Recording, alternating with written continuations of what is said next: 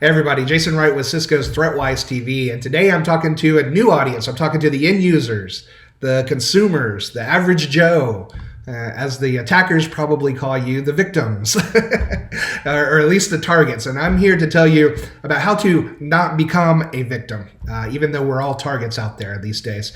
But let's talk about what we're going to do in the spirit of National Cybersecurity Awareness Month. And I'm going to talk to you about several ways that you can, again, protect your online identity and save yourself the trouble of dealing with being hacked.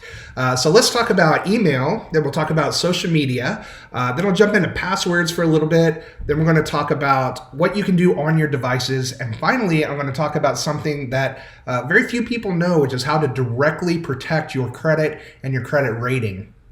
Okay, so let's start off with email. Email is the #1 threat vector. Even with enterprises that I talk to all day long, this is where the majority of attacks are coming, either via links or via attachments. They're trying to get you to open something or go somewhere and possibly even enter information when you go there to be able to steal your information. Things can get worse when they actually lock everything down. We'll talk about that in a second. So one cardinal rule, absolutely don't open any attachments from people you don't know. And one cardinal rule that is even bigger than that, I would say, is don't click on any link from any email ever. You can go to the individual websites and check out the information you want. You can contact your buddy and see what it was they wanted to talk to you about. But clicking links on email, even text messages and social media messages is a bad practice. And so rule #1 that we want to really help lock down our digital and online identities. Okay, so I talked about not even social media messages. Social media messages can contain these links. And to be fair, I will tell you a story. Just 3 weeks ago, I got an email from someone that said, "Hey, is this you in your video on Facebook?" And I was like, oh, well, they must have seen one of my ThreatWise TV videos. There's only 100 of them out there.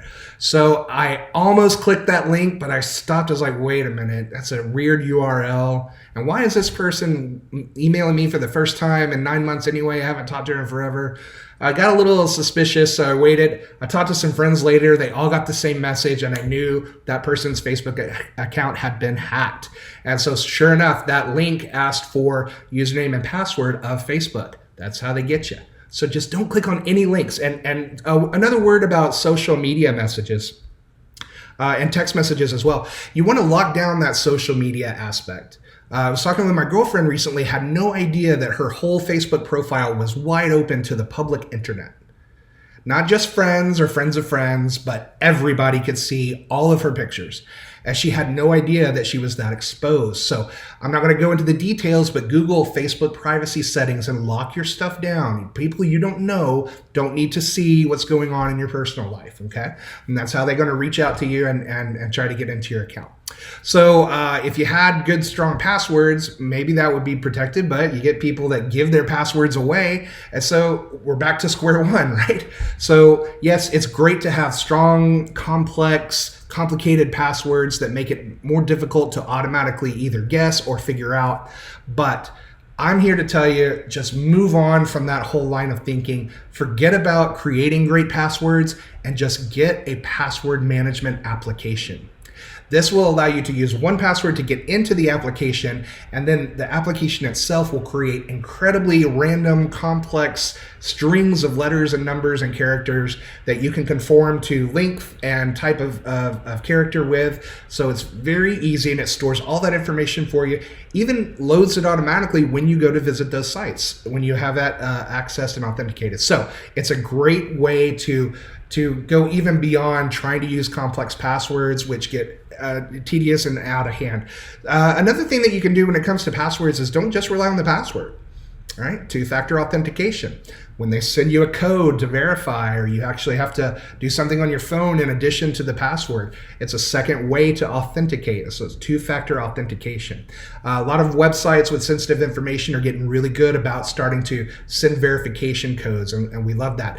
But don't worry, we're on the case at Cisco and other technologies out there as well. We're working on passwordless authentication, so we'll just directly go to your phone and you'll be able to authenticate back to these websites going forward. So some more help is on the way. In the meantime, use your password management applications. Let's talk more about what you can do on your device. First of all, no brainer, auto updates. Got to be on, no reason to have it off unless you're a coder or developer or something like that. But generally, just have that stuff updated to protect you against all the historical attacks that we already know about and have already fixed. There's enough that we have to deal with that we don't know about. Get rid of all the ones that we do know about with auto updates. Don't use unsecure Wi-Fi. If you don't have to enter a password to get onto a Wi-Fi, then it's probably not encrypted and you're going to be exposed to everybody out there. If you must do that, use a VPN at least, a virtual private network.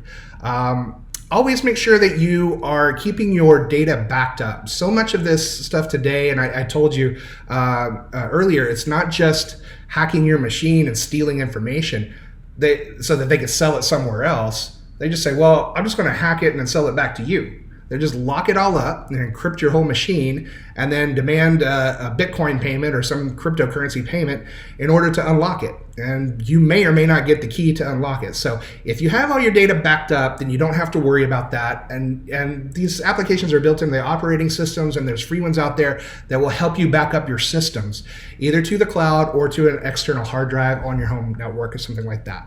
So using updated antivirus, anti-malware, back up your data. Don't head on those unsecured Wi-Fi. And last of all, I'd say, be sure you know how to find your device when you lose it. Not if you lose it, when you lose it. Especially your mobile phones, it's really easy to have great mobile phone finders and remote locks, and they even let you enter a message to tell you how to get that device back to the original owner. So use that stuff so that when it happens, you're not frantically trying to figure out what to do. Okay, last section, and probably the most important. I'm going to talk about how we work with the credit agencies. First of all, use those fraud monitoring and credit monitoring services. They're very inexpensive. A lot of companies offer them through their corporations for free, but if you have to pay for it, it's cheaper than trying to fix your identity for many years to come. I've had one save my rear end already. Just about 3 years ago, there was a small little charge that was an oversight of a payment, and it had gone 30 days late. And if I had not had this monitoring service, it could have spun into a whole big thing and damaged my credit. But I was able to respond quickly because of those alerts. But talking about credit is very important, because as a consumer, that's kind of almost the most important thing we're worried about. Yes, our files are important, but gosh, if you get somebody that opens a credit card under your name and starts running up a bill, that can really ruin your life, not just inconvenience you of losing your pictures and financial documents. So one of the things that I recommend that a lot of people never thought of is just report your card lost or stolen every 6 months and get a new one. You'll get a whole new credit card account number. Your balance will transfer over. And then all the times that you've used your credit card in the past, where it's stored on all of those servers that hackers are trying to hack into, all that goes away. You don't have to worry about it because now it's an invalid number, right? If you're replacing it every 6 months, you don't rack up so many places where that credit card information is stored. And you think about every restaurant and retailer and online store that you've used your credit card information. It's a lot of places that stuff gets stored, and that widens your attack surface. We want to keep that narrow. So that's a great tip. And finally, the last thing that I tell people, and this one most people have never heard of, but freeze your credit. Put a hold on your credit. You can contact the 3 main credit reporting agencies and freeze your credit account so that nobody can ping your credit, pull your credit report, or open a new account in your name. Okay, now this includes you.